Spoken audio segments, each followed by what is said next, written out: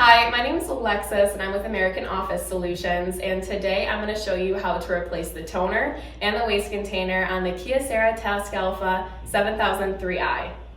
So when it's time to replace the toner, you'll receive a status notification on the screen letting you know that the toner is completely out. It's important to replace the toner when it is completely out and not when there's still a percentage remaining. So the very first thing you want to do is lift the screen up and open the toner door.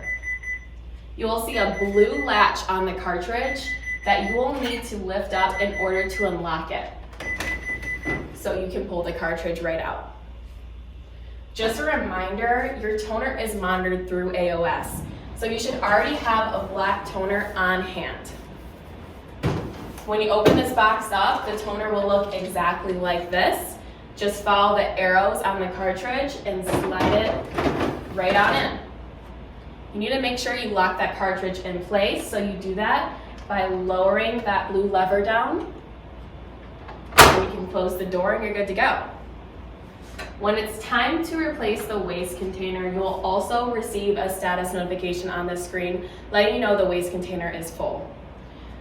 So the waste container is not monitored through AOS, so it's important that every single time you replace the waste container, you have an extra on hand. If you don't, give AOS a call and we'll send one to you.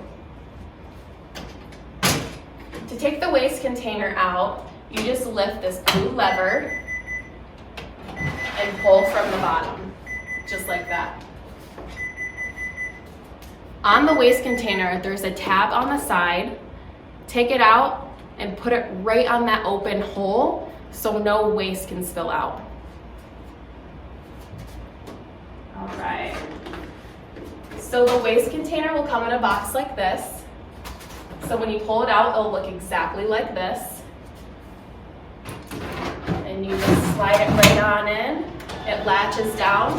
You can close the door and it's good to go.